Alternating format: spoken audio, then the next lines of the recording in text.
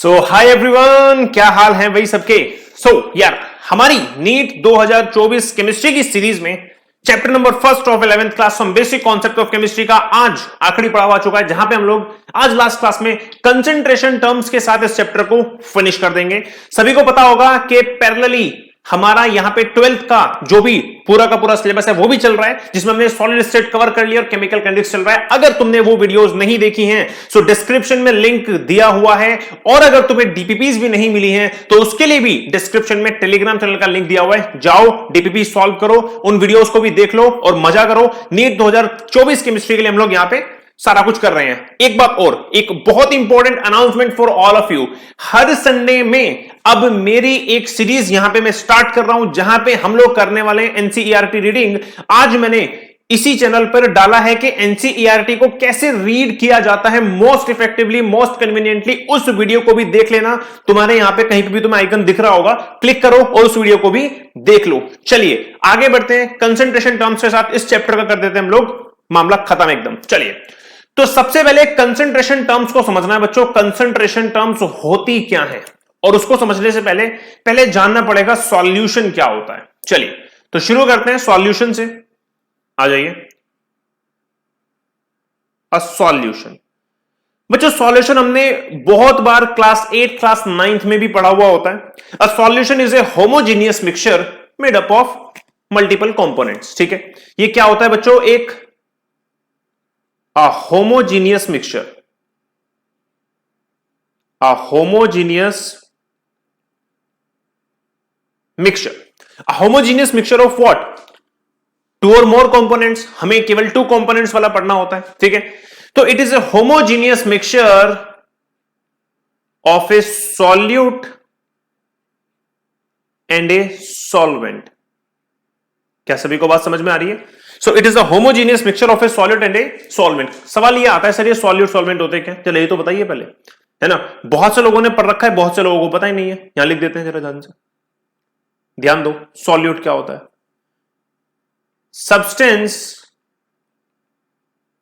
Substance which is present in small amount in a solution। ठीक है, एक तो हो गई डेफिनेशन ये भाई, हमने सॉल्यूट और सॉल्वेंट को मिलाने से एक सॉल्यूशन बनाया।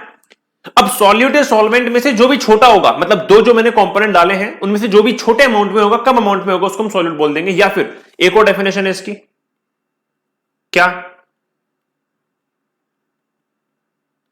विच इज टू बी डिजॉल्व्ड। कोई भी सॉल्यूशन बनाने के लिए दो चीजों को मिक्स करना होता है। किसी एक चीज को हम दूसरे में मिक्स करेंगे, कॉमन सेंस वाली बात है भाई, कोई ना कोई एक चीज को दूसरे में मिक्स करके ही सॉल्यूशन बन सकता है। तो जिसको हमेशा मिक्स किया जाता है उसी को क्या बोलते हैं बच्चों? सॉल्यूट बोलते हैं। देन सर सॉल्वेंट क्या होगा? Then what is solvent? आ जाइए सॉल्वेंट की बात करते हैं।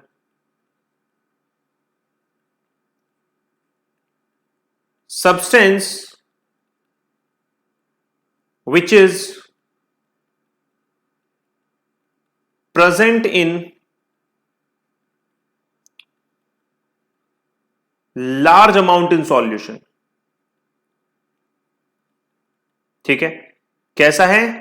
लार्ज अमाउंट में है सॉल्यूशन में, ठीक है, लार्ज अमाउंट में है सॉल्यूशन में। उसके बाद सेकंड क्या? इन विच सॉल्यूट इज डिजॉल्व्ड। जिस चीज में सॉल्यूट को डिसॉल्व किया जाता है उस चीज को हम बोलते हैं सॉल्वेंट। ठीक है, एक पहचान और बताऊं, एक पहचान और बताऊं, ध्यान दो, नोट डाल के लिखना।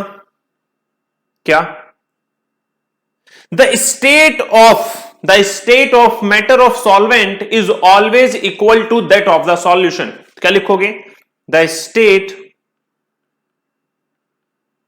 Of solution is always similar to that of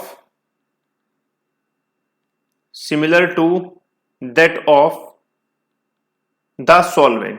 जो स्टेट बच्चों सॉल्वेंट की होती है वही सॉल्यूशन की होती है। सर इससे मैं क्या समझ सकता हूं? इससे तुम ये समझ सकते हो, मान लो तुमने एक ए चीज ली जिसको तुमने ए और बी चीज ली। ए का जो स्टेट है वो सॉलिड है, बी का जो स्टेट है वो तुम्हारा लिक्विड है। आपने दोनों को मिक्स किया, सॉल्यूशन बना। अब सॉल्यूशन अगर लिक्विड ही आ रहा है तो मैं ये कह दूं कि ए और बी में से जो सॉल्वेंट है वो बी है, क्योंकि बी भी लिक्विड था, सॉल्यूशन भी लिक्विड है। तो स्टेट ऑफ सॉल्यूशन हमेशा इक्वल होता है, हमेशा सिमिलर होता है किसके, to the state of solvent की। तो ये पहचान है जिससे तुम पहचान कर सकते हो अपने सॉल्यूट की, सॉल्वेंट की। चलिए, सॉल्यूशन समझ में आ गया। A solution is a homogeneous mixture of a solid and a solvent. चलिए, अब what do we mean by the concentration terms. Concentration terms क्या होती है, जरा वो लिख लेते हैं। डालिए, कंसंट्रेशन टर्म्स ये क्या होती है जो आज की क्लास में हमें पढ़नी। लिखिए, दे आर द टर्म्स या फिर they are the different veg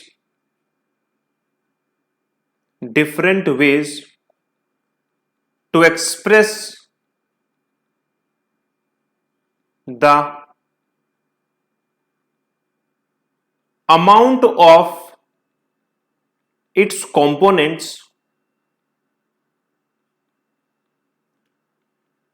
in a given solution.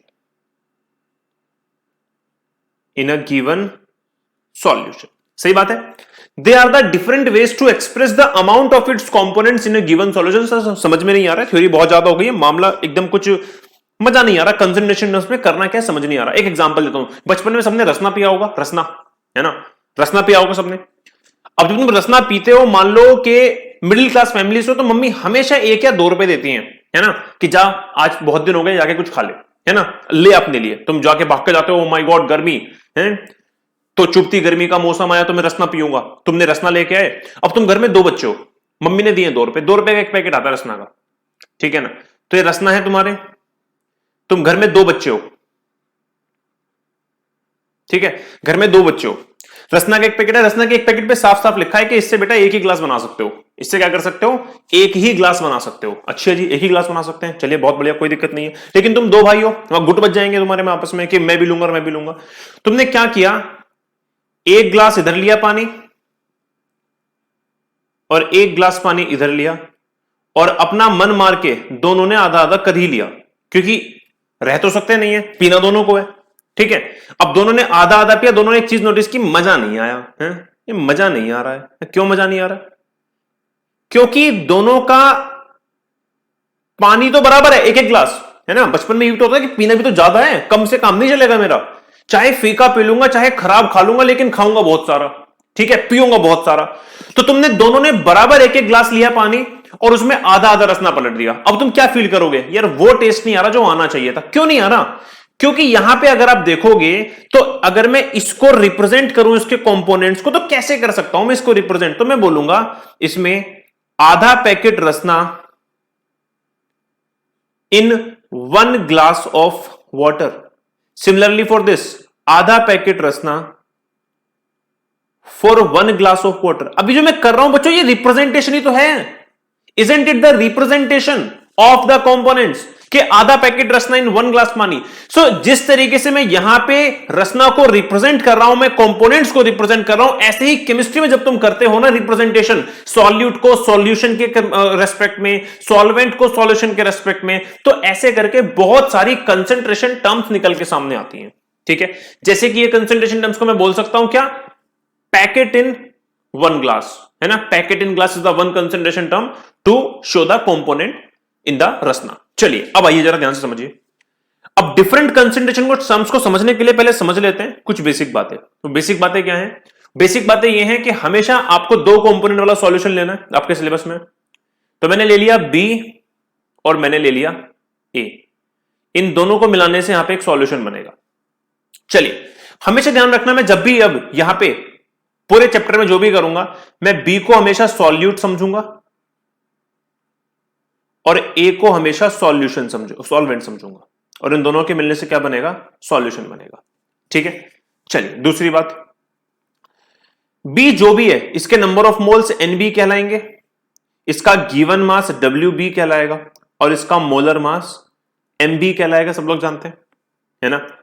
Similarly इसके नंबर ऑफ मोल्स एनए इसका गिवन मास WA, इसका मोलर मास MA कहलाएगा। और जहां पे सॉल्यूशन बनेगा A प्लस बी, ये जो फाइनली बना आपको A प्लस बी मिला ना, ये तो अलग अलग का हो गया। जब पूरा सॉल्यूशन बन गया तो आपको फाइनली क्या मिला, नंबर ऑफ मोल्स कितने हो जाएंगे, Na प्लस में NB, क्योंकि नंबर ऑफ मोल्स क्या है बताइए, एक्सटेंसिव प्रॉपर्टी है, किस पे डिपेंड करती है, अमाउंट पे डिपेंड करती है। आपने दोनों को ऐड कर दिया तो अपने नंबर ऑफ मोल्स भी ऐड कर दिए। एटम्स आर कंजर्व, बात समझ में आ रही है। ए के एटम बी के एटम में मिलाएंगे तो टोटल एटम कितने हो जाएंगे, Na plus NB in terms of moles. अच्छा, ऐसे ही अगर आपसे कोई पूछे बच्चों गिवन मास क्या हो जाएगा, WA प्लस WB, क्या बात समझ में आ रही है, Na प्लस NB है ना, WA प्लस WB। और ऐसे ही तुम्हारा यहां पे हम कह देते हैं VA प्लस VB वॉल्यूम। ठीक है, चलिए मॉलिक्यूलर मास ऐसा नहीं होगा है ना, वो डिपेंड करेगा कि वहां पे क्या हो रहा है क्या नहीं हो रहा। चलो उसको चर्चा करेंगे बाद में। ये बात एक बेसिक समझ में आ गई सबको है ना, सॉल्यूट सॉल्वेंट है ना, सॉल्यूशन के बारे में सबको बेसिक समझ में आ गया। बी में बोलूंगा सॉल्यूट को, ए में बोलूंगा सॉल्वेंट को, ये इनकी पॉसिबल वैल्यूज हो सकती हैं जो मुझे यूज में आएंगी। चलिए शुरू करते हैं, अगर इतना बात समझ में आ गई तो तुम्हें आ जाओ। सबसे पहली कंसंट्रेशन टर्म्स होती है बच्चों मास परसेंट। क्या होती है, मास परसेंट। इसको परसेंटेज बाय मास भी बोला जाता है। सो परसेंटेज बाय मास जब भी कैलकुलेट करोगे तो आप यहां पे कंपेयर कर रहे हो मास ऑफ सॉल्यूट को मास ऑफ द सॉल्यूशन से, क्योंकि परसेंटेज में निकालना चाहते हो इस कंपैरिजन को, इस कंसंट्रेशन को, तो मल्टीप्लाई बाय 100 कर दोगे। बोलो हाँ या ना, परसेंटेज बाय मास समझ में आ रहा है। ठीक है, मोस्ट ऑफ द केसेस में आप सॉल्यूट को कंपेयर करोगे सॉल्यूशन से, ध्यान रखना ठीक है ना। सॉल्यूट को कंपेयर करते हो सॉल्यूशन से, जैसे कि मैंने रसना को किया था पूरे ग्लास ऑफ पानी से। अच्छा, वॉल्यूम परसेंट, ठीक है, परसेंटेज ही होगा यहां पे भी। ठीक है, कैसे निकालोगे, परसेंटेज बाय वॉल्यूम लिख देते हैं, क्योंकि वॉल्यूम परसेंट निकाल रहे हो आप। लिखा है तुम्हारा वॉल्यूम के टर्म में, तो volume of solute divided by total volume multiplied by 100, तो ये क्या हो गया तुम्हारा वॉल्यूम परसेंट हो गया, हाँ या ना। ठीक है, सॉल्यूट की वॉल्यूम को you are going to compare with the volume of the solution. ठीक है, दो कंसंट्रेशन टर्म हो गई, बन गई। थर्ड, और कैसे कंपेयर कर सकते हो, मास बाय वॉल्यूम परसेंट। ठीक है ना, मास बाय वॉल्यूम परसेंट मतलब के समझ रहे हो बात को, परसेंटेज निकाल रहे हो किसकी, मास बाय वॉल्यूम की, मतलब ऊपर मास आना चाहिए, यानी कि mass of solute is compared with volume of the solution multiplied by 100। ये भी पॉसिबल है भाई, मास मास का रिलेशन, मास मास का कंपैरिजन, वॉल्यूम वॉल्यूम का कंपैरिजन, और मास वॉल्यूम का कंपैरिजन, ऊपर सॉल्यूट नीचे सॉल्यूशन, हमेशा ध्यान रखना। चलिए मोस्ट इंपॉर्टेंट अगली कंसंट्रेशन टर्म, ज्यादातर आपसे यही पूछी जाएंगी जिन पे मैं मार्क लगा रहा हूं, मोलैरिटी। बच्चों उसको डिनोट करते हैं कैपिटल एम से, हमेशा ध्यान रखना। किसे नोट करते हैं, कैपिटल एम से डिनोट करते हैं। चलिए क्या होती है बात करते हैं। So it can be defined as, it can be defined as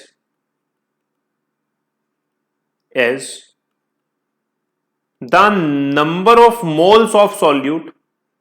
यहां पे मोल्स ऑफ सॉल्यूट को कंपेयर करेंगे, मोल्स ऑफ सॉल्यूट प्रेजेंट इन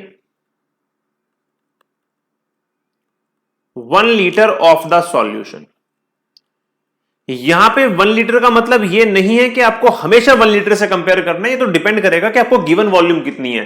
यहां पे 1 लीटर आपको ये शो करना चाहता है कि volume should be always in litres. Volume को आपको किस में रखना है बच्चों, हमेशा लीटर्स में ही रखना है, तभी आप मोलैरिटी को निकाल पाएंगे। ठीक है, चलिए फॉर्मूला क्या बनेगा यहां से, आइए फॉर्मूला बनाते हैं।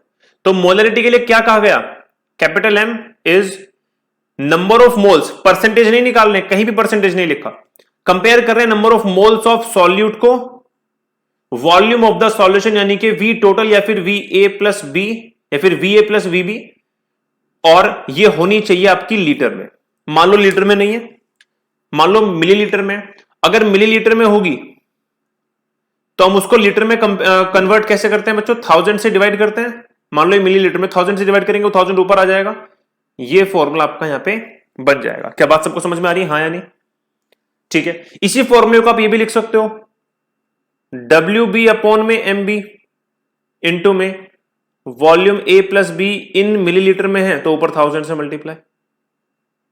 बात समझ में आ रही है? ठीक है, चलिए। बहुत बार आपको क्वेश्चन क्या करता है, बहुत बार आपको question number of moles millimoles में दे देता है। किस में देता है? मिलीमोल्स में देता है। तब क्या करेंगे, ध्यान दो। नॉर्मली आपका फॉर्मूला क्या है, ये है आपका फॉर्मूला, यहां पे खाली मोल है। अगर मिलीमोल्स में दे रहा है और उसको कन्वर्ट करना तो 10⁻³ से मल्टीप्लाई करते हैं, तो यहां से एक और फॉर्मूला बन जाता है मोलरिटी का।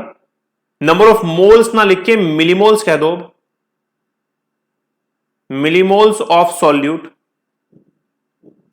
Divided by volume A plus be in millilitres.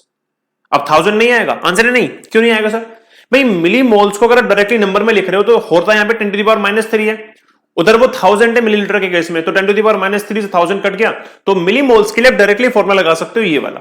ठीक है, 1000 लगाने की जरूरत यहां पे मिलीलीटर के केस में नहीं पड़ने वाली है। चलिए, और क्या क्या बात हम यहां से समझ सकते हैं, अगर ध्यान दो तो मोलरिटी जो है वो इनवर्सली प्रोपोर्शनल है वॉल्यूम ऑफ द सॉल्यूशन के, और वॉल्यूम डायरेक्टली रिलेटेड होती है टेम्परेचर पे, है ना।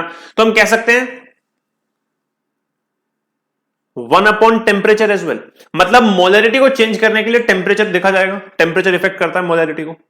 कितनी बात सभी को समझ में आ रही है, हाँ या ना? ठीक है, चलिए, ये हो गई हमारी मोलरिटी। यहां पर मोलरिटी की बात खत्म होती है। मोलरिटी क्या होती है? It can be defined as number of moles of solid present in 1 litre of the solution. ये इसके डिफरेंट फॉर्मुलेज हैं, मिलीमोल्स की टर्म्स में, नॉर्मली नंबर ऑफ मोल्स की टर्म्स में। दो चीजों पे डिपेंड करता है, इनवर्सली प्रोपोर्शनल है वॉल्यूम के भी और टेम्परेचर के भी। सबको पता है कि अगर आप टेम्परेचर बढ़ाते हो तो वॉल्यूम बढ़ जाती है। कोई कहेगा क्यों बढ़ जाएगी भैया वॉल्यूम? जब आप टेम्परेचर बढ़ाते हो तो बॉन्ड टूटते हैं, और जब बॉन्ड टूटते हैं तो पार्टिकल्स दूर दूर जाते हैं, दूर दूर जाते हैं तो वॉल्यूम क्या होती है? बढ़ जाती है। ठीक है, चलिए, अब ध्यान दो बच्चों, मोलरिटी के अंदर फिर दो केस बनते हैं। केस नंबर 1, इनसे क्वेश्चन आते हैं, ध्यान रखना, कराऊंगा मैं आज। डाइल्यूशन। बहुत बार क्वेश्चन आपसे यह पूछेगा कि देखो भाई मेरे पास एक सॉल्यूशन है, उस सॉल्यूशन की वॉल्यूम इतनी है, मोलरिटी इतनी है, मैंने क्या किया, इसमें पानी मिला दिया। पानी मिलाने के बाद बताइए फाइनल मोलरिटी या फिर फाइनल वॉल्यूम की वैल्यू क्या है? चलिए ध्यान से देखिएगा। तो आपके पास एक बीकर है, इस बीकर की वॉल्यूम है V, और इसमें number of moles of solute है B। ठीक है, समझ में आ रही है बात? अच्छा, और इसकी मोलरिटी है M। तो अगर मुझसे पूछूं मोलरिटी का फॉर्मूला क्या होगा, बोलोगे sir molarity will be equals to number of moles of solute divided by the volume of the solution. बोलो हाँ है ना? बोलो हाँ है ना? ठीक है ना? तो मैं इसको कह देता हूं M1 V1 1 V1। आपने इसमें मिला दिया भैया पानी। क्या मिला दिया? पानी। पानी मिला दिया तो एक नया सॉल्यूशन बना आपका। जरा मुझे बताइए number of moles of solid में कोई भी चेंज आएगा? आंसर है नहीं। पानी क्या एक यूनिवर्सल सॉल्वेंट है, तो जो मेरा actual number of moles of solute है, सॉलिड तो कभी चेंज होंगे नहीं, क्योंकि सॉलिड तो मैं छिड़का नहीं कर ही नहीं रहा, सॉलिड तो पहले भी उतने भी उतने ही है। अच्छा, वॉल्यूम आपने चेंज करी होगी, पानी की कुछ ना कुछ तो वॉल्यूम होगी, वॉल्यूम आपने चेंज की है, V2 हो गई। अच्छा, तो मोलरिटी भी चेंज होगी। सर मोलरिटी क्यों चेंज होगी? भाई सीधी सी बात आपको बताया तो है कि मोलरिटी वॉल्यूम पे डिपेंड करती है, तो मोलरिटी हो गई M2। लेकिन आप एक बात ध्यान देंगे, यहां पे जब मैं M2 की वैल्यू निकालूंगा तो क्या आएगी? Number of moles of solid divided by the total volume. यहां से अगर आप देखेंगे तो दोनों NB की वैल्यू आ गई M1V1 और इधर आ गई M2V2। NB दोनों में ही सेम है number of moles of solid, तो मैं क्या कह सकता हूं यहां से रिलेशन निकाल के M1V1 इक्वल्स टू M2V2। कहने का तात्पर्य यह है कि डाइल्यूशन में आप ये फॉर्मूला लगा के फाइनल मोलरिटी या फिर फाइनल वॉल्यूम भी निकाल सकते हैं यूजिंग दिस सिंपल फंडा। हाँ है ना? चलिए, इसी में बच्चों केस 2 आता है मिक्सचर। यहां पे पानी ना मिला के वो क्या करता है, एक दूसरा सॉल्यूशन मिलाता है। ठीक है, केस 2। केस 2 में क्या कह रहे हैं? Adding another solution, but condition ये है, but having same solute. Solute same होना चाहिए, सॉल्यूट मत बदल देना, है ना। मतलब अमाउंट सॉल्यूट का सेम करने के लिए नहीं कह रहा हूं, सॉल्यूट सेम ही होना चाहिए। मतलब अगर आपने पहले HCl का एक एक्वस सॉल्यूशन लिया हुआ था और आप उसमें एक दूसरा सॉल्यूशन मिला रहे हैं, तो उस दूसरे सॉल्यूशन में भी HCl ही होना चाहिए सॉल्यूट। यही कंडीशन है आपके ऊपर, ठीक है ना। Having same solute.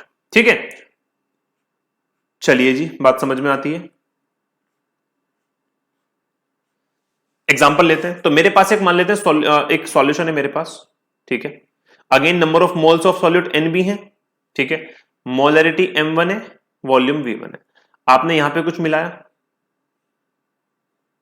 अब एक बात को सिर्फ फोकस करिएगा, यहां पे अंडरस्टूड है कि ये सॉल्यूट का, ये मैं पहले ही बता रहा हूं तो मैं उसको n1 लिख रहा हूं। दूसरा वाला सॉल्यूशन भी इसी सॉल्यूट का है, लेकिन क्या मोल्स बराबर होने की कोई गारंटी है? कुछ कंडीशन दे रखी है, आंसर है नहीं। मोलरिटी चेंज होगी, आंसर है यस। हो सकती है मोलरिटी भी अलग, वॉल्यूम अलग हो सकती है, आंसर है यस। अब फाइनल सॉल्यूशन बना। इसकी मोलरिटी मिक्स करने के बाद चेंज होगी, वॉल्यूम भी चेंज होगी, अब नंबर ऑफ मोल्स भी चेंज होंगे। चलिए, क्या बात समझ में आती है सबको? नहीं समझ में आती? आपने क्या किया, दो सॉल्यूशन लिए, मान लेते हैं दोनों एक्सियल एक्वस के सॉल्यूशन है, अलग अलग सॉल्यूशन है। ठीक है, चलिए आपने दोनों को मिलाया, दोनों के नंबर ऑफ मोल्स, एक के n1 एक के n2 है, एक की मोलरिटी m1 है m2 है, एक की वॉल्यूम v1 है v2 है। आपने दोनों को मिला दिया, मिलाने के बाद आपके पास एक नया सॉल्यूशन बना, उसमें नंबर ऑफ मोल्स चेंज होंगे, बिल्कुल सही बात है। मोलरिटी चेंज होगी, बिल्कुल सही बात है। वॉल्यूम भी चेंज होगी, बिल्कुल सही बात है। वॉल्यूम v3 लिख के जानी चाहिए। ठीक है, चलिए अब जरा ध्यान से मुझे बताओ बच्चों, क्या मैं यहां पे ये कह सकता हूं कि नंबर ऑफ मोल्स जो एक्सटेंसिव प्रॉपर्टी है, तो मैं ये लिख सकता हूं क्या कि n3 इक्वल होंगे n1 प्लस n2 के? भाई एटम्स आर कंजर्व्ड, है ना?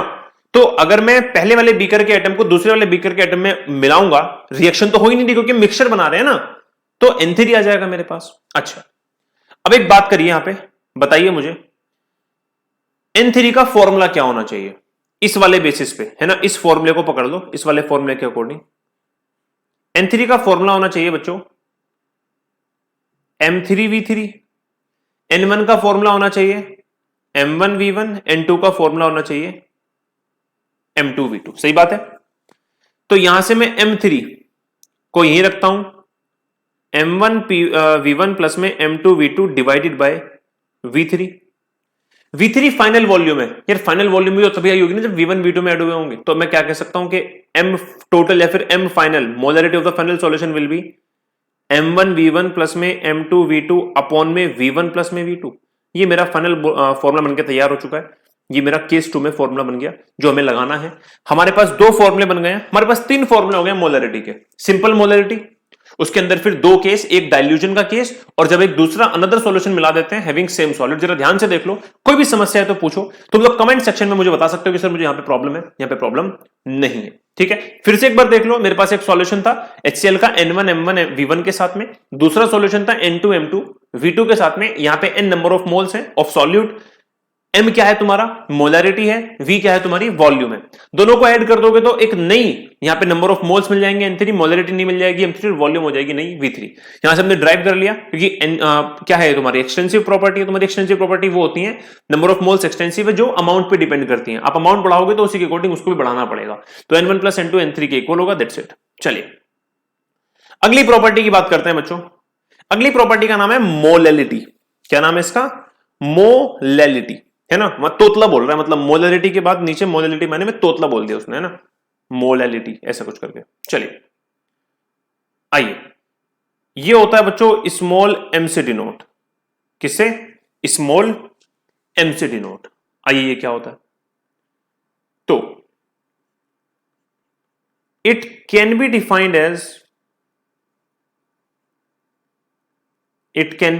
As the number of moles of solute present in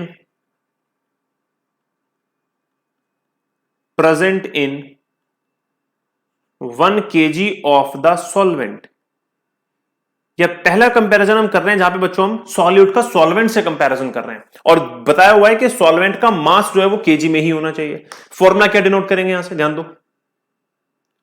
तो small m will be equals to number of moles of solute divided by given mass of the solvent WA it should be in kilogram. सही बात है। अगर आप ये ग्राम में मिला है आपको तो आप WA को अगर ग्राम में तो 1000 से डिवाइड करेंगे, किलोग्राम में मल्टीप्लाई करने के लिए वो ऊपर ही आ जाएगा। सही बात है। इसी को आप लिख सकते हो WB अपॉन में MB इंटू में WA इंटू में 1000। क्या सारे फॉर्मूले समझ में आने? हाँ या ना बताइए, क्या सारे फॉर्मूले आपको समझ में आ रहे हैं मोलैलिटी के?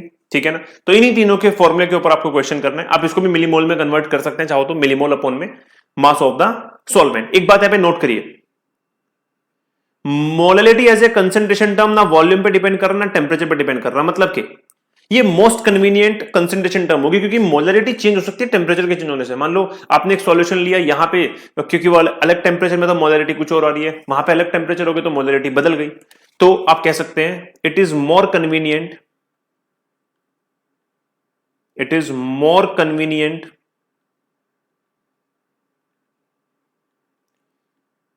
Concentration term than molarity. ठीक है। चलिए, इसके कोई केस नहीं बनते क्योंकि यहां पे वॉल्यूम वगैरह पे जो है डिपेंडेंसी कुछ है ही नहीं, तो केस इसमें कुछ ज्यादा बनते नहीं है। ये खत्म हो गया हमारा मोलैलिटी। ठीक है। आइए बात करते हैं पीपीएम की। What is this ppm? Ppm का मतलब होता है बच्चों पार्ट्स पर मिलियन। क्या मतलब होता है इसका?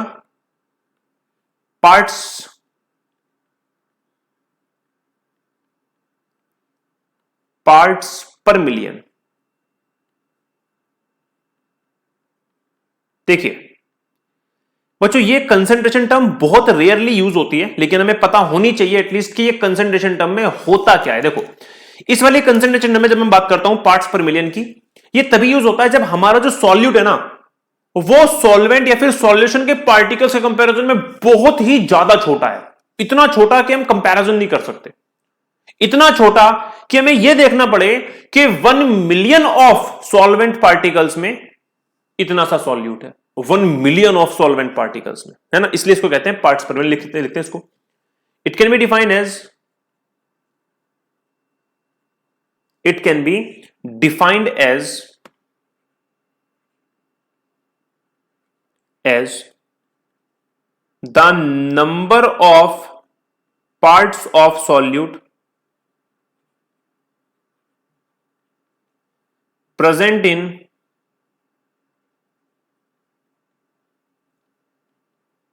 1 million part of the 1 million parts of the solution. ठीक है। अच्छा, अब इसको आप मास में भी रिप्रेजेंट कर सकते हो, नंबर ऑफ मोल्स में भी। क्यों? क्योंकि जो भी पार्ट्स ऑफ सॉल्यूट का कुछ ना कुछ मास तो होगा, लेकिन कैसे करोगे ये समझ लो। तो आपको मान लो पीपीएम सॉल्व करना है, तो आप फॉर्मूला लिख सकते हो mass of solute, total mass of the solution, लेकिन इन 1 मिलियन 10 टू द पावर 6। हमेशा 1 मिलियन से आपको मल्टीप्लाई करके चलना है, ये बताने के लिए कि आप इसको 1 मिलियन के लिए फाइंड कर रहे हैं। ठीक है। तो ये होता है बच्चों पार्ट्स पर मिलियन। ठीक है। चलिए आगे बढ़े। आ जाओ आखिरी, सबसे आखिरी कंसंट्रेशन टर्म, जिसका नाम है मोल फ्रैक्शन। ठीक है। क्या नाम है इसका? Mole fraction. बच्चों मोल फ्रैक्शन में हम लोग क्या कर रहे होते हैं, यहां पे हम सॉल्यूट और सॉल्यूशन के मोल्स को कंपेयर कर रहे होते हैं। मतलब ऊपर भी मोल और नीचे भी मोल। तो लिखेंगे, इसको रिप्रेजेंट करते हैं बच्चों काई से। इसको कहते हैं काई सिंबल। ये क्या सिंबल है? काई, CHI। ठीक है। CHI काई सिंबल है, इसको रिप्रेजेंट करते हैं काई से। चलिए क्या लिखेंगे? Mole fraction can be defined as, can be defined as the number of moles of one component,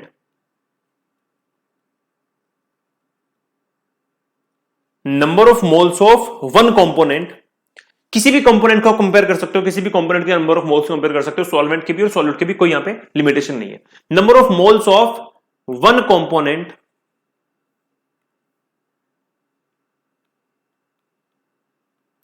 to the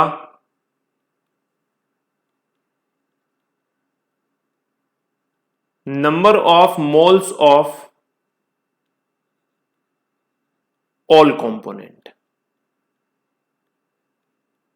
ठीक है, it can be defined as the number of moles of one component to the number of moles of all component. इसका मतलब क्या है, मान के चलो आपके पास एक सॉल्यूशन है, ये जिसमें एक ए है और एक बी है। अभी नहीं पता हमें कौन कौन क्या है, लेकिन हम मान चुके हैं क्योंकि बी को सॉल्यूट और ए को सॉल्वेंट, तो चलो वैसे ही मान लेते हैं। ठीक है, तो अगर आप यहां पे number of moles of B को कंपेयर करते हो number of moles of all component, all यहां पे ए और बी ही है, तो इससे आप निकाल रहे हो मोल फ्रैक्शन ऑफ बी।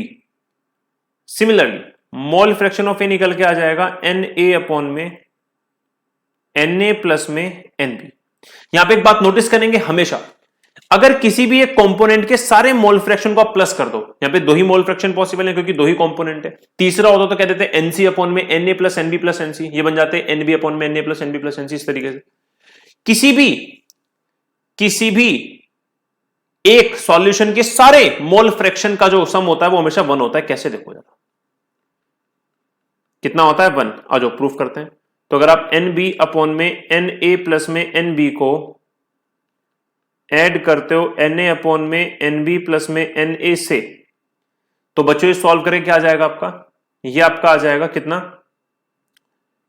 ऊपर एन ए अपॉन में एन बी, नीचे आ जाएगा एन बी अपॉन में एन ए, कट के कितना आ जाएगा बच्चों 1 आ जाएगा। तो किसी भी सॉल्यूशन के सारे जितने भी तुम्हारे मोल फ्रैक्शन होते हैं अगर आप उनका सम कर दो तो आंसर हमेशा 1 आता है। इससे में एक हेल्प मिल जाती है कि मान लो किसी क्वेश्चन में आपसे दोनों पूछे हैं, ए के कंपोनेंट का भी मोल फ्रैक्शन बी का भी, तो आप ए का निकालो और दूसरे का निकालने के लिए उसको 1 से माइनस कर दो, क्योंकि आपको पता है दोनों मोल फ्रैक्शन का जो सम है हमेशा किसके इक्वल होगा, 1 के ही इक्वल होने वाला है। क्या यहां तक सारी बातें समझ में आती है? तो यहां पे बच्चों हमारी कंसंट्रेशन टर्म्स खत्म हो जाती है। एक बार रिपीट कर देने से रिकैप कर लेते हैं। हमने शुरुआत की यहां से, ठीक है, कंसंट्रेशन टर्म को पढ़ने के लिए सॉल्यूशन देखा, होमोजेनियस मिक्सचर होता है सॉल्यूट का, सॉलिड सॉल्वेंट क्या होता है देख लिया, ठीक है। उसके बाद कंसंट्रेशन टर्म्स क्या होते हैं वो भी देख लिया with the help of the example of Rasna. उसके बाद क्या क्या यहां पे हमें जरूरत पड़ने वाली नंबर ऑफ मोल्स की, गिवन मास की, मॉलिक्यूलर मास की, वो लिख लिया। उसके बाद हम गए मास परसेंटेज पे। ध्यान दो, मास परसेंटेज जरूरी नहीं है कि आप ऊपर हमेशा सॉल्यूट को रखोगे, क्वेश्चन आपको सॉल्वेंट के लिए भी दे सकता है। आप लिख दोगे फिर डब्ल्यू ए अपॉन में W A plus W B. Mass percentage तो सॉल्वेंट की भी हो सकती है। ऐसी वॉल्यूम में भी सॉल्वेंट की भी वॉल्यूम को आप कंपेयर कर सकते हो सॉल्यूशन से। वो क्वेश्चन पे डिपेंड करेगा क्या है, लेकिन सबका मतलब एक जैसा ही यहां पे होता है, ठीक है। मोलरिटी हो गई, मोलरिटी के 2 केस हो गए, दोनों केस के फॉर्मूले बहुत इंपॉर्टेंट है, और सेकंड वाला केस तो बहुत ज्यादा रेगुलर है क्वेश्चन आने के लिए, ठीक है। उसके बाद तुम्हारी मोलरिटी हो गई, फिर तुम्हारा पीपीएम हो गया, देन तुम्हारा मोल फ्रैक्शन हो गया। आइए क्वेश्चन करने से पहले एक बार जान लेते हैं कुछ important relation between two concentration terms. इसमें पहला रिलेशन है मोलैलिटी और मोल फ्रैक्शन के बीच में, ठीक है। आ जाओ इस रिलेशन को सेटिस्फाई करते हैं क्योंकि इसके ऊपर क्वेश्चन आपके पेपर में आते हैं। सबसे पहले हमें रिलेशन निकालना है मोल फ्रैक्शन और मोलैलिटी में, इनके फॉर्मूले लिख लेते हैं। तो मान लो तो मैं एक्स ए की वैल्यू लिखूंगा तो एन ए अपॉन में एन ए प्लस में एन बी होगा। ऐसी अगर मैं काई बी की वैल्यू रखूंगा तो एन बी अपॉन में एन ए प्लस में एन बी होगा, ठीक है। और ऐसी अगर मैं तुम्हारे मोलैलिटी के फॉर्मूला रखूं तो ये हो जाएगा तुम्हारा एन बी अपॉन में डब्ल्यू ए इंटू में 1000, क्योंकि डब्ल्यू आपको हमेशा ग्राम में मिलेगा, ये अंडरस्टूड सी बात है, तो आप 1000 लेके ही चलें, है ना। 1000 को लेके यहां पे चलने में आपकी भलाई है। अब क्या करना है मुझे यहां से एक रिलेशनशिप सेटिस्फाई करना है छोटे एम में और काई में, छोटे एम में और किसमें, काई में। तो एक काम करो, यहां से एनबी की वैल्यू निकालो। अगर मैं इसको इक्वेशन 1 मान लूं, इसको इक्वेशन 2 मान लूं, इसको इक्वेशन 3 मान लूं, मैं 1 और 2 को डिवाइड कर देता हूं, डिवाइड 1 एंड 2, तो ये आ जाएगा काई ए अपॉन में chi B, N A plus N B, ऊपर नीचे दोनों कट जाएंगे और बचेगा एन ए अपॉन में एन बी। तो यहां से मेरे एन बी की वैल्यू आ गई कितनी, एन ए इंटू में काई बी अपॉन में काई ए। यहां तक कोई समस्या है बताओ, यहां तक कोई भी समस्या है? आ गई बात समझ में? अच्छा, अब मैं काम करूं क्या, क्या काम कर सकता हूं मैं? यहां पे मेरे एनबी की वैल्यू आ गई, ठीक है, एनबी की वैल्यू आ गई, यहां तक मैंने फाइंड कर लिया, ठीक है। अब मैं काम करता हूं, मैं जो है एक काम करता हूं, और वो काम क्या होगा, वो ये होगा कि मैं यहां से एन ए को खोल देता हूं, फिर मैं डायरेक्टली भी कर सकता हूं। अब तो डायरेक्टली पुट कर दो उस वैल्यू को, ठीक है, कहां पे, वहां पे। Put this value, put value of N B in equation third, कर दो पुट। तो मेरा एम की वैल्यू आ जाएगी एन ए इंटू में काई बी अपॉन में काई ए इंटू में 1000 सॉरी, और एन ए को मैं क्या लिख सकता हूं बच्चों, अच्छा नीचे में डब्ल्यू ए बी है, ध्यान रखना नीचे में डब्ल्यू ए बी है ना, फॉर्मूले वाला। अब एन बी, एन ए को मैं क्या लिख सकता हूं, है ना भाई, एन बी की जगह तो ये पूरा आ गया। अब मैं एन ए की जगह क्या लिख सकता हूं, डब्ल्यू ए अपॉन में एम ए इंटू में डब्ल्यू ए काई बी, यहां पे काई ए था, ठीक है बच्चों। काई बी को भी मैं, काई ए को भी मैं लिख देता हूं 1 माइनस काई बी, क्योंकि हमें एक की ही जरूरत पड़ेगी, दूसरे की जरूरत नहीं पड़ेगी, मल्टीप्लाई बाय 1000। बस हो गया काम। डब्ल्यू ए से डब्ल्यू बी काटो, स्मॉल एम का फॉर्मूला आ गया 1000 काई बी, ब्रैकेट में नीचे एम ए अपॉन में 1 माइनस काई बी। हमारा रिलेशन हो गया सॉल्व। जल्दी से बताओ किसको बात समझ में आ रही है, किसको बात नहीं समझ में आई, चेक कर लो जल्दी से। सबसे पहले हमने काई ए काई बी और एम की वैल्यू लिखी, फिर हमें ये पता है मोलैलिटी में एनबी की जरूरत पड़ेगी, मैं यहां से एनबी निकाल सकता हूं, मैंने को दोनों को डिवाइड किया, यहां से एनबी की वैल्यू निकाली और वहां पे पुट कर दिया, मेरा एक रिलेशन आ गया मोलैलिटी और मोल फ्रैक्शन के बीच में। अगर आपको ऐसा लगता है कि सर मेरे पास मोल फ्रैक्शन बी नहीं है, ए वाला है, तो आप नीचे वाले को काई ए ही लिख सकते हो और ऊपर वाले काई बी को लिख सकते हो, फिर 1 माइनस काई ए, तो दोनों से आपके यहां पे फॉर्मूले बन गए हैं, ठीक है। आपको रिलेशन मिल गया किसका, मोल फ्रैक्शन का और तुम्हारे मोलैलिटी का। एमए तुम्हारा फिक्स ही है, जो भी तुम्हारा सॉल्वेंट होगा उसका मॉलिक्यूलर मास है। चलिए रिलेशन नंबर 2 जो कि सबसे ज्यादा इंपॉर्टेंट है, जहां से आपको मैक्सिमम क्वेश्चन मिलते हैं और हर दूसरे साल में आपको यहां से क्वेश्चन मिल जाता है, ये रिलेशन है बच्चों डेंसिटी, मोलैरिटी और मोलैलिटी के बीच का, ठीक है, डेंसिटी, मोलैरिटी और मोलैलिटी के बीच का। आ जाओ, सबसे पहले तीनों के फॉर्मूले लिखो। तो सबसे पहले मैं लिखता हूं एम का, एम होता है मेरा एन बी अपॉन में वॉल्यूम इंटू में 1000। मैं हमेशा 1000 लेके चलूंगा क्योंकि यहां पे मिलीलीटर में मिलने के ज्यादा चांसेस होते हैं, तो मैं 1000 को कंसीडर करूंगा हर केस में, ध्यान रखना हर एक केस में, ठीक है। स्मॉल एम लिखूंगा तो कैसे लिखूंगा बच्चों, स्मॉल एम लिखूंगा तो एन बी अपॉन में डब्ल्यू ए इंटू में 1000। और ऐसे अगर मैं डेंसिटी लिखूं तो क्या होता है, डेंसिटी क्या होता है, मास पर यूनिट वॉल्यूम, ठीक है। अब ये डेंसिटी किसकी बात करेगा, हमेशा सॉल्यूशन की बात करेगा, ध्यान रखना डेंसिटी ऑफ द सॉल्यूशन है ना, क्योंकि सॉल्यूशन की डेंसिटी आप कैलकुलेट कर सकते हो, अलग अलग तो कर नहीं पाओगे। तो टोटल मास अपॉन में total volume of the solution, ठीक है। ये वी और ये भी सेम ही है, क्योंकि वो भी सॉल्यूशन की थी और ये भी सॉल्यूशन की थी, ये भी सॉल्यूशन की है, ठीक है। बात समझ में आ रही है कैसे करना है कैलकुलेट, कैसे नहीं करना। Equation number 1 2 3। अब मुझे यहां से डेंसिटी, मोलैलिटी और मोलैरिटी के बीच में एक रिलेशन चाहिए, तो मैं क्या करता हूं, मैं ऊपर वाले से तो v की वैल्यू निकालता हूं डेंसिटी में पुट करने के लिए, ठीक है। ध्यान देना, from equation first, from first मेरे v की वैल्यू आ जाएगी nb अपॉन में मोलैरिटी इंटू में 1000, यही आएगी, ध्यान से देख लो, है ना। वॉल्यूम की वैल्यू आ गई मेरी, ठीक है। इसको मैं पुट करूंगा भी डेंसिटी में, लेकिन उससे पहले एक काम और करता हूं, मैं इस डब्ल्यू ए की वैल्यू निकाल लेता हूं सेकंड वाले से, क्योंकि यहां पे डब्ल्यू ए को मैं पुट कर सकता हूं फिर, ठीक है। ऐसे ही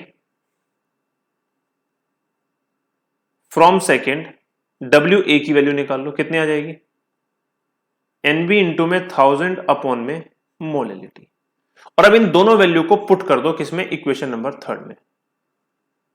put V and WA in equation 3। तो जब मैं पुट करूंगा बच्चों, यहां पे मेरी डेंसिटी की वैल्यू है कि WA की जगह लिख दूंगा NB इंटू में 1000 अपॉन में M प्लस में WB whole divided by volume, कितनी है वॉल्यूम, NB इंटू में 1000 अपॉन में M। बताओ यहां तक किसी भी प्राणी को कोई दिक्कत है, समस्या है, नहीं है। दोनों को अलग अलग, एलसीएम को अलग अलग कर दो दोनों के, तो डेंसिटी आ जाएगा एनबी इंटू में 1000 इंटू में मोलैरिटी, मोलैरिटी एनबी इंटू में 1000, ये तो हो गया पहले वाले केस में। दूसरे वाले केस में भी ऐसी W B into molarity upon में एनबी इंटू में 1000। दोनों के एलसीएम को अलग अलग करने पे आया बच्चों ये, ठीक है ना, दोनों के एलसीएम को अलग अलग करने पे आ गया। जो कट रहा है काट दो, काट दिया। तो डेंसिटी का फॉर्मूला आ गया मोलैरिटी अपॉन में मोलैलिटी इक्वल्स टू सॉल्यूट का मुझे डब्ल्यू भी पता है, एन भी पता है, ठीक है। अब ध्यान से देखो, जरा ध्यान से देखो, मेरे पास ये number of, oh my God, एक सेकेंड, हमने कुछ गड़बड़ तो नहीं कर दी है भाई। मेरे पास मोलैरिटी हो गया, ठीक है, मेरे पास डब्ल्यू भी हो गया, यहां पे एन भी थोड़ी ना आएगा, या एन भी, अरे एन भी आएगा, ठीक है। सॉल्व कर लेते हैं ना इसको, तो सॉल्व हो जाएगा। कैसे? एन बी को मैं क्या लिख सकता हूं, डब्ल्यू बी अपॉन में एम बी, मोलैरिटी। ऊपर से मोलैरिटी तो ले दो कॉमन, 1 अपॉन में स्मॉल एम, प्लस में डब्ल्यू बी से डब्ल्यू बी कट जाएगा, एम बी ऊपर चला जाएगा, एम बी अपॉन में 1000। ये मेरा रिलेशन यहां से कैलकुलेट हो गया। अब यहां पे अगर आप ध्यान से देखेंगे तो आपके पास डेंसिटी है, मोलैरिटी है, मोलैलिटी है, और सॉल्यूट का मोलर मास है। हमेशा ध्यान रखो, रिलेशन आपको एक ऐसा रिलेशन निकालना है जिसमें जिसका रिलेशन निकाल रहे हो केवल वो ही हो, या फिर कुछ ऐसा हो जिसकी वैल्यू अंडरस्टूड हो, जैसे कि मोलर मास, कोई और ऐसा ना हो। जैसे कि आप यहां पे अगर आपके रिलेशन में डब्ल्यू आ रहा है ना, तो आपका रिलेशन वो खराब है, उसको कोई काम नहीं है, ठीक है। क्या सभी को बात समझ में आ रही है? हमने सबसे पहले तीनों के फॉर्मूले लिखे, फिर डेंसिटी में वॉल्यूम को पुट करने के लिए और डब्ल्यू को पुट करने के लिए फर्स्ट और सेकंड इक्वेशन से उसकी वैल्यू निकाली और फिर पुट कर दिया, हमारा आंसर आ गया डेंसिटी का। चलिए, इन्हीं फॉर्मूले के बेसिस पे बहुत सारे क्वेश्चंस आज मैं तुम्हें करवाने वाला हूं। आइए क्वेश्चंस की ओर बढ़ते हैं, आ जाओ। क्वेश्चन हमारे सामने, ठीक है, जल्दी से लगाते हैं सारे क्वेश्चंस को। क्वेश्चन नंबर 1, इफ इतने millilitre 500 millilitre of 1 molar solution of glucose is mixed with इतने molar solution of glucose, find molarity of the solution. कौन सा केस है ये? मोलरिटी का सेकंड केस है, दो solution of the same solute, ठीक है। तो फॉर्मूले का फॉर्मूला है m1v1 m2v2 अपॉन में v1 plus v2 equals to m final. यही था। m1 है मेरा 1 इंटू में 500 प्लस में 1 इंटू में 500 अपॉन में 500 प्लस में 500। तो यहां से मेरे mf की वैल्यू कितनी आ गई? यहां से मेरे mf की वैल्यू आ गई बच्चों 1000 अपॉन में 1000 इक्वल्स टू 1। इक्वेशन, पहले क्वेश्चन का A will be the correct answer. बताओ, कोई समस्या नहीं है? आ जाओ सेकंड क्वेश्चन पे। सेकंड क्वेश्चन पे आते हैं। What approximate volume of इतने मोलर BaOH का twice must be added to 50 milliliter of इतने NaOH to get a solution in which the molarity of OH ions is इतना। इन दोनों सॉल्यूशन को की वॉल्यूम में BaOH की ट्वाइस की कितनी वॉल्यूम लूं, दूसरे की वॉल्यूम मुझे दे रखी है, सो दैट मेरे पास एक फाइनल सॉल्यूशन बने जिसका मोलरिटी इतना हो। तो फाइनल सॉल्यूशन बन रहा है दो सॉल्यूशन को ऐड करके, सेम फॉर्मूला लगाऊंगा।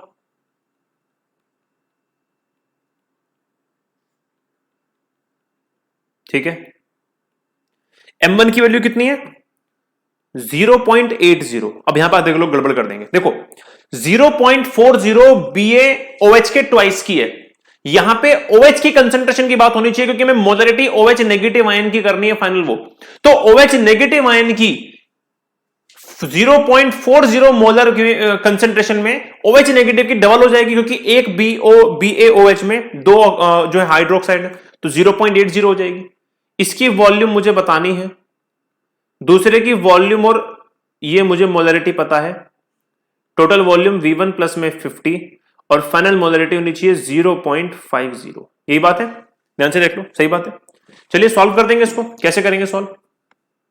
ये हो जाएगा 0.80 V1 प्लस में, इसको आप कैलकुलेट करोगे तो ये कितना हो जाएगा 15, ठीक है। इधर उसको मल्टीप्लाई भेज दो 0.50 V1 प्लस में ये हो जाएगा तुम्हारा कितना हो जाएगा तुम्हारा 25, है ना। कितना हो जाएगा तुम्हारा 25 हो जाएगा, सही बात है। ठीक है, सही बात है। अच्छा, सॉल्व करेंगे कैसे? ये उधर चला जाएगा माइनस में, तो 0.30 V1 बचेगा, ये इधर आ जाएगा तो 10 बचेगा। V1 की वैल्यू आ जाएगी 10 अपॉन में 0.30, ठीक है, कट के आ जाएगा समथिंग अराउंड 33.3 मिलीलीटर। है कोई ऑप्शन ऐसा? जी हाँ, ए ऑप्शन ऐसा। जरा ध्यान से देख लो क्या किया है मैंने। सबसे पहले यहां पे BaOH के ट्वाइस में OH की कंसंट्रेशन में ध्यान देना था, दूसरा फिर बाकी कैलकुलेशन है सब कुछ। चलिए तीसरा question, 5 millilitre of a glucose solution contain इतने molecules, the concentration of the solution will be. Molecules दे रखे हैं, वॉल्यूम दे रखी है, आपसे कंसंट्रेशन। जब भी कंसंट्रेशन पूछेगा, कंसंट्रेशन का मतलब होता है मोलरिटी, और आपको यूनिट से भी पता चल जाएगा। देखो सबकी यूनिट में कैपिटल एम है, कैपिटल एम किसका होता है? मोलरिटी का होता है। ठीक है, अब ध्यान देना, मोलरिटी निकालने के लिए तरीका है आपका number of moles divided by the volume of the solution which should be in litre. ठीक है, और अगर ये मिलीलीटर में है तो number of moles, volume in millilitre, ऊपर 1000 से मल्टीप्लाई। सही बात है। क्या आपके पास नंबर ऑफ मोल्स है? आंसर है नहीं, आपके पास तो टोटल नंबर ऑफ मॉलिक्यूल्स है। क्या नंबर ऑफ मोल्स कैलकुलेट किए जा सकते हैं इस वाले केस में? आंसर है हाँ। कैसे कैसे किए जा सकते हैं भाई? सब लोग जानते हैं कि हमारे पास एक फॉर्मूला है, क्या, कि number of molecules is equals to n multiply Avogadro number. तो एवोगैड्रो नंबर को डिवाइड में चला जाएगा तो मोल्स आ जाएंगे। कर दो। नंबर ऑफ मोल्स कैसे निकालो? मॉलिक्यूल्स जो मुझे गिवन है divided by Avogadro number, volume 500 ऊपर 1000, क्योंकि ये मिलीलीटर में। सही बात है। चलिए 2 जा पूरा कटेगा, नीचे 10 बच जाएगा, है ना, 23 है क्योंकि नीचे हो जाएगा 2 अपॉन में 10। तो यहां से m की वैल्यू कितनी आ जाएगी? 0.2 मोलर आ जाएगी। चेक कर लो आंसर, बताओ। तीनों क्वेश्चन खत्म कर दिए। अगर किसी भी प्राणी को कोई भी दिक्कत है तो जल्दी समझ बता दो कि समझ में नहीं आ रहा। ठीक है, कंसंट्रेशन टर्म में प्रॉब्लम हो रही है। आगे बढ़ू, अगला सवाल, 4th, what is the concentration of nitrate ion if equal volume of 0.1 molar AgNO3 and 0.1 molar of NaCl are mixed together। अब यहां पे अगर तुम ये गलती कर दो कि सर मैं वही वाला फॉर्मूला लगा दूंगा, कौन सा वाला तुम्हारा दो सॉल्यूशन वाला, तो आंसर है नहीं, क्योंकि दोनों में आपको बताया नहीं है, दोनों में आपके सॉल्यूट भी अलग अलग है, एक AgNO3 का, एक NaCl का। पहली बात तो ये हमें ये बताना है कि कंसंट्रेशन ऑफ नाइट्रेट आयन कितनी होगी अगर इन दोनों की इक्वल वॉल्यूम डाल दी जाए। बहुत सिंपल क्वेश्चन है, ध्यान से देखना। देखो, दोनों की मोलरिटी 1 मोलर है। अगर मैं तुमसे पूछूं अभी यहां पे कंसंट्रेशन ऑफ नाइट्रेट आयन कितनी है, बताओ। 0.1 मोलर है। दोनों को मिला दूंगा, ये तो हो गई बिफोर, दोनों को मिला दूंगा आफ्टर, कंसंट्रेशन पे कोई फर्क पड़ेगा? बताओ। नहीं, क्योंकि आप अगर ध्यान से देखेंगे, ओके, अभी समझना मेरी बात को। कंसंट्रेशन पे तो फर्क पड़ेगा, मैं मोल्स की बात कर रहा हूं यहां पे। क्या दोनों के मोल्स में कोई फर्क पड़ेगा? भाई सीधी सी बात है, 0.1 मोलर पहले था। कब था पहले? जब इसकी वॉल्यूम कितनी थी? x थी। मान लो 100 थी, मान लेते हैं, मानने में क्या जा रहा है, कितनी थी? 100 थी फॉर एग्जांपल। जब आपने इसको मिक्स किया होगा, तो इसकी वॉल्यूम डबल हो गई, क्योंकि इक्वल वॉल्यूम आर एडेड। जब वॉल्यूम डबल हो गई तो बताओ वॉल्यूम से क्या रिस्पेक्ट होता है? मोलरिटी का। Molarity is inversely proportional to volume, बताओ। तो अगर आपने वॉल्यूम को डबल कर दिया तो आपकी मोलरिटी में क्या फर्क पड़ना चाहिए? आधी हो जाएगी। तो 0.1 का आधा अगर मैं कर दूं तो कितना हो जाएगा? 0.05 मोलरिटी हो जाएगी। ये रहा आंसर। सिंपल है, कुछ भी कैलकुलेशन करने की जरूरत नहीं थी, बेसिक था। चलिए 5वां question, the volume of water that must be added to a mixture of this and this to obtain इतना सॉल्यूशन। इस पूरे मिक्सचर में कितना पानी मिलाऊं कि फाइनल सॉल्यूशन ये हो जाए? तो इसमें केस 1 भी लग रहा है, केस 2 भी लग रहा है। पहले इसको केस 2 से सॉल्व कर लेते हैं, है ना, कि यार इस वाले सॉल्यूशन का एक्चुअली में सिस्टम क्या है। तो पहले आप क्या करो, केस 2 के अकॉर्डिंग पहले आप इस वाले पार्ट को पकड़ लो इसके, ठीक है, और यहां से इसका क्या करो, एक MF निकाल लो। क्या आएगा, M1V1 M2V2 अपॉन में V1 प्लस V2 यानी कि, ठीक है। तो यहां से MF की वैल्यू कितनी आ जाएगी बच्चों, ये आ जाएगी तुम्हारी कितनी, अपॉन में 10, ये हो जाएगा तुम्हारा 150 प्लस में हो जाएगा तुम्हारा 150 अपॉन में 1000। तो MF की वैल्यू आ जाएगी बच्चों कितनी, 0.3 मोलर। अब इस 0.3 मोलर में आप ये पूछ रहे हो कि इस वाले सॉल्यूशन में जो मेरा है जिसकी मोलरिटी 0.3 मोलर आ रही है, इसमें कितना पानी मिलाऊं सो दैट फाइनल सॉल्यूशन का ये हो जाए। अब पानी मिला रहे हो तो सेकंड वाला केस लगेगा, कौन सा, M1V1 इक्वल्स टू M2V2 वाला, ठीक है। M1 वाले केस को आप ये वाला मान लो, है ना, 0.3 मोलर है, वॉल्यूम कितनी थी इस वक्त, 750 प्लस 250, 1000। आपको मोलैलिटी कितनी करनी है, 0.25, तो V2 कितनी हो जाएगी वो निकाल लो। तो यहां से आप V2 निकालोगे बच्चों, तो V2 यहां से आ जाएगा आपका कितना, V2 आपका आ जाएगा यहां से कितना, ये आप इसको सॉल्व करोगे तो आ जाएगा समथिंग अराउंड 1200। चेक करो 1200 ही आ रहा है ना, इतना ही आएगा ना, 0.3 मल्टीप्लाई बाय दिस अपॉन में 100 करोगे, 4 जा कट जाएगा, ठीक है ना, 1200 मिलीलीटर आ रहा है। इनिशियली 1000 था, अब 1200 है, तो कितना चेंज करना चाहिए आपको वॉल्यूम में, तो volume should be increase by 200 millilitre. कितना, 200 मिलीलीटर। क्या बात समझ में आ रही है, नहीं आ रही है, एक बार दोबारा देख लो। यहां पे दोनों केस क्यों लगवा रहा है, हमसे वाटर मिलाने की बात कर रहा है, लेकिन एक ऐसे सॉल्यूशन में जो ऑलरेडी एक मिक्सचर वाला सॉल्यूशन है, जो हमने केस 2 में पढ़ा था। पहले केस 2 वाले को सॉल्व कर लेते हैं, फिर केस 1 वाले को लगा देंगे। चलिए अगला क्वेश्चन नंबर 6 यहां कर देते हैं, ठीक है। The molarity of the solution containing इतने mass volume solution of KOH। Okay, आपको mass percent by mass volume आपको दे रखा है, तो ठीक है। इसका वॉल्यूम, इसका फॉर्मूला क्या होता है, W अपॉन में वॉल्यूम, ठीक है। KOH का दे रखा है, KOH यहां पे अगर ये एक्वस सॉल्यूशन है तो सॉलिड है, तो WB अपॉन में V टोटल इंटू में 100, ठीक है। अच्छा, हमसे मोलरिटी पूछी है, ठीक है। तो पहले यहां पे देखो इसकी वैल्यू 2.8 है, WB as it is, VT as it is, multiply 100 as it is. मुझे मोलरिटी की वैल्यू पूछी, देखो मैं क्या करूंगा, किसकी, मोलरिटी की। अगर मैं नीचे MB डिवाइड कर दूं, ऊपर MB मल्टीप्लाई कर दूं, यहां एक 10 लगा दूं और नीचे एक 10 लगा दूं, तो एक चीज देखिएगा बहुत ध्यान से, इस वाले फॉर्मूले में अगर आप ध्यान से देखेंगे तो WB upon MB number of moles, upon में VT volume of the solution, 100 multiply by 1000, ये 10, ये हो गया 1000, यानी कि molarity multiply by MB upon में 10। बोलो हाँ या ना। तो ऐसे मोलरिटी की वैल्यू क्या हो गई, 2.8 इंटू में 10 अपॉन में MB, यानी कि 28 अपॉन में MB। MB क्या है यहाँ पे, मोलर मास ऑफ सॉलिड कौन है, KOH है। KOH का सॉल्यूशन का कितना मास होता है, टोटल मोलर मास 39, 40, 56 होता है। आंसर कितना आ गया, 1/2। हमसे मोलरिटी पूछी थी, ये रही M/2 दे रखी है। The molarity of the solution containing 2.8% mass volume solution of KOH। Calculate कर सकते हो, आसान था, आसान था, ध्यान से देख लो, आसान था। जो फॉर्मूला था वो गिवन लिखा, कन्वर्ट कर दिया उसको मोलरिटी के अंदर।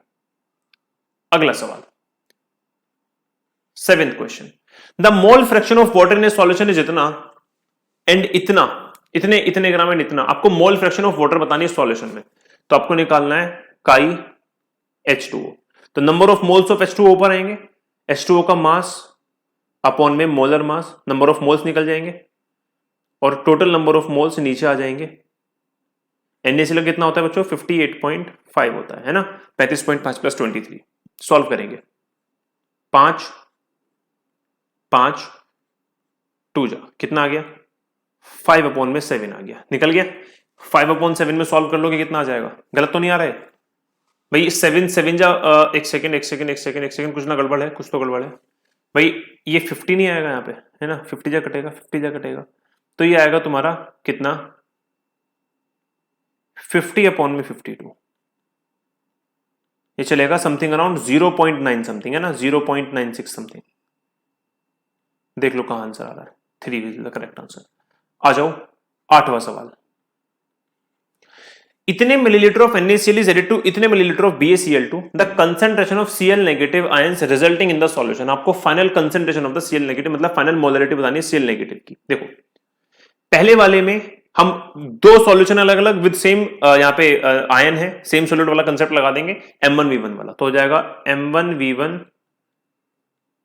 M2V2 अपॉन में V1 plus V2 equals to final molarity, है ना। फाइनल स्टार्टिंग में मोलरिटी है 3.0 है ना, मल्टीप्लाई बाय 300 प्लस में यहां पे 8 हो जाएगा ये 4 का, क्योंकि एक BaCl2 में 2 क्लोरीन है, तो 4 मोलर BaCl2 में 8 मोलर Cl2 हो जाएंगे, है ना।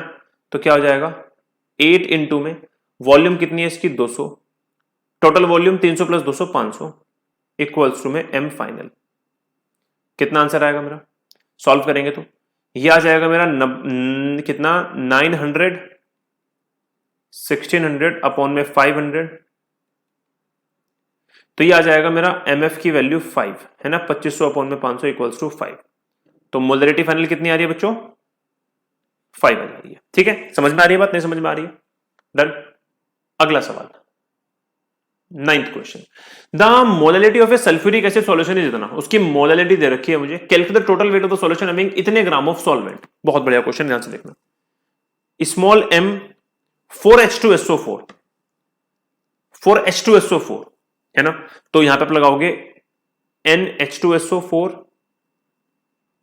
टोटल वॉल्यूम है ना इनटू में 1000, ये लगाओगे।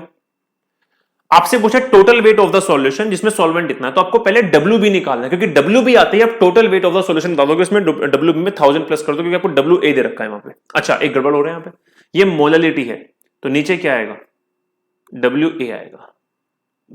ठीक है, रखो भाई, क्या करो यहां पे आप एक काम करिए, मोलरिटी की वैल्यू है 0.2, number of moles of H2SO4, W आपके पास 1000 है, ये भी 1000 है, काटो। ठीक है, number of moles of H2SO4 आ गए 0.2 आ गया। अच्छी है जी, सॉल्व कर दो। नंबर ऑफ मोल्स क्या होता है गिवन वेट अपॉन में मोलर वेट, तो 0.2 मोलर वेट क्या होता है H2SO4 का, SO4 का 98 हो जाएगा। कितना आएगा यहां से 17.6 ग्राम आएगा। ठीक है, सही बात है। अच्छा अब ये तो W आया है किसका, ये W किसका आया है, एक सेकंड में गड़बड़ की है यहाँ पे कुछ 96 एक सेकंड 19.6 आएगा। ठीक है, इट इज 19.6। अब हमसे पूछा क्या था, हमसे तो टोटल वेट पूछा है WT ऑफ द सॉल्यूशन, तो 1000 सॉल्वेंट का 19.6 तो कितना आ गया 1019.6 ग्राम। सही बात है, कौन सा आंसर लगा दें, ये लगा दें, बताओ सही बात है। ठीक है, चलिए अगले सवाल की ओर बढ़ते हैं। आइए आगे 10th क्वेश्चन पे, क्या 10th क्वेश्चन, इतने millilitre of HNO3 are mixed with इतने millilitre of HNO3 if volumes are additive, वही बात पूछ रहे हैं, molarity of the final mixture, same formula लगा देंगे, MF equals to M1V1 plus में M2V2 divided by V1 plus V2। ठीक है, अच्छा अगर आप ध्यान से देखोगे यहां पे तो ये हो जाएगा 3 मल्टीप्लाई बाय 25, ये हो जाएगा 4 मल्टीप्लाई बाय 75, नीचे हो जाएगा 25 प्लस 75 100। ठीक है, तो यहां से MF की वैल्यू कितनी आ जाएगी 75 प्लस में 300 डिवाइडेड बाय 100, ये हो जाएगा 3.75 मोलर। ठीक है, आ जाओ 11th क्वेश्चन पे, 15 gram of methyl alcohol is dissolved in इतने gram of water, what is the mass percentage of methyl alcohol in the solution.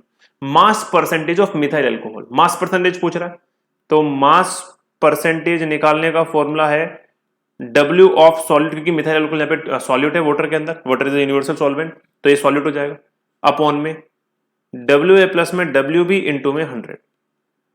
ठीक है, अच्छा अब ध्यान दो, सिंपल है, मिथाइल अल्कोहल कितना है 15, टोटल कितना है 15 + 35 50 मल्टीप्लाइड बाय 100 कितना आ गया आंसर? 30% आ गया। लगा दो। आ जाओ 12th क्वेश्चन पे। डेंसिटी ऑफ इतने molar acetic in water is इतना। ओके, डेंसिटी का फॉर्मूला क्वेश्चन आ गया अभी पहला। ठीक है, तो आपको डेंसिटी दे दी 2.0 डेंसिटी दे दी आपको 1.02 यूनिट से पता कर लो। मोलरिटी आपको दे दी 2.05 और आपसे मोलरिटी पूछी गई है। अभी भी अपने एक रिलेशन फाइंड किया था, क्या था वो रिलेशन बताइए? डेंसिटी इक्वल्स टू एम आपने कॉमन लिया था, है ना, एम बी अपॉन में 1000 प्लस में 1 अपॉन में एम, यही था। वैल्यू पुट करेंगे। ठीक है, आपको किसकी वैल्यू निकालनी है? आपको स्मॉल एम की वैल्यू निकालनी है ना। चलिए, तो ये हो जाएगा आपका 1.02, एम को उधर नीचे उतार के ले आओ, 2.05 is equals to M B. यहां पे बी कौन है? सॉल्यूट कौन है? Acetic acid. एसिटिक एसिड कौन होता है? CH3COOH। इसका मास कितना हो जाएगा? 12 दूनी 24, 24 4 28, 28 और 32 60। ठीक है, 60 अपॉन में 1000 प्लस में 1 अपॉन में। अब आपको बस यहां पे इसको सॉल्व करना है, आपकी वैल्यू आ जाएगी। ये तो ऑलमोस्ट 2 जा कट जाएगा। ठीक है, सॉल्व करिएगा, एम की वैल्यू निकालिएगा। ठीक है, चलो अगला सवाल, next question, 13th question.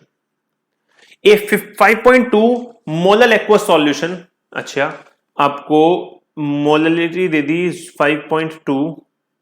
What is the mole fraction? आपसे मोल फ्रैक्शन पूछी है। अभी भी रिलेशन फाइंड किया था, बताओ। अभी भी रिलेशन फाइंड किया था, ऊपर ध्यान है? अरे ध्यान नहीं, ये रहा ना, ये रहा। ठीक है, 100 इंटू काई बी अपॉन में एम ए 1 माइनस काई बी, 1000 इंटू काई बी। ठीक है ना। चलिए, तो क्या था? 1000 इंटू काई बी एम ए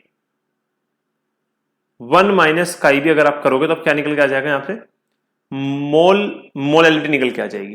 काई बी आपको निकालना है, ऐसे रखो 1000 एम ए कौन है यहां पे? सॉल्वेंट। इस केस में सॉल्वेंट कौन है? एक्वस सॉल्यूशन है, मतलब पानी है सॉल्वेंट। 18 1 माइनस काई बी, ये आपको दे दी 5.2। कुछ नहीं करना, बस सॉल्व करना है इसको, है ना। 1000 को उधर ले जाओ, 18 को उधर ले जाओ, सॉल्व कर लोगे। ठीक है, आंसर आ जाएगा। करिए अपने आप। अगला सवाल, 14th question. The molarity of 15% weight by volume of A solution of this is इतना, डेंसिटी इज इतनी। आपको मोलरिटी पूछी है। ठीक है, तो आपको दे रखा है 15% किसकी? WH2SO4 अपॉन में वॉल्यूम टोटल इनटू में 100 की वैल्यू आपको गिवन है। आपको डेंसिटी दी हुई है और आपसे क्या पूछा है? मोलरिटी पूछी है। ठीक है, अच्छा एक काम करो, अगर आप यहां पे MH2SO4 को डिवाइड कर दो और मल्टीप्लाई कर दो, तो यहां से आपको मिल जाता है 15 इंटू में, अच्छा यहां पे 10, यहां पे 1000 लगा दो और यहां पे 1010 लगा दो, तो ये आपका पूरा का पूरा बन गया मोलरिटी।